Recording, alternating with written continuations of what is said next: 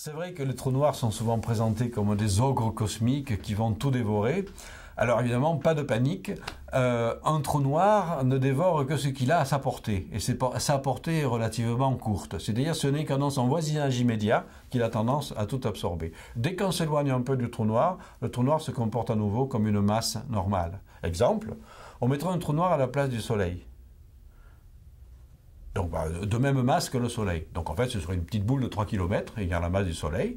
Voilà. Eh bien, du point de vue de la Terre, on ne se rendait compte de strictement rien. Sinon, évidemment, qu'il n'y aurait plus de lumière, bien entendu. Mais sur le plan gravitationnel, la Terre continuerait à graviter exactement comme elle le fait. Parce que la Terre est suffisamment loin du trou noir pour qu'à cette échelle-là, ce soit la physique gravitationnelle normale. Voilà.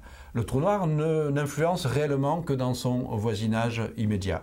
Alors, cela dit, comme il y a des trous noirs géants, si vous prenez un trou noir d'1 milliard de masses solaires au centre d'une grosse galaxie, évidemment, il est d'autant plus gros, il fait plusieurs milliards de kilomètres en taille, c'est-à-dire la taille d'un vrai système solaire, et lui, évidemment, son rayon d'influence est plus vaste. Il s'étend peut-être jusqu'à 2-3 années-lumière. Et c'est une sorte de pieuvre à ce niveau-là, qui, avec ses bras gravitationnels, va attirer les étoiles et va pouvoir éventuellement gober des étoiles tout entières. Moi, d'ailleurs, une vingtaine d'années, j'ai commencé à travailler sur un processus intéressant où des étoiles étaient happées par le champ de gravité du trou noir, mais ne tombaient pas dedans. Elles le frôlaient et repartaient.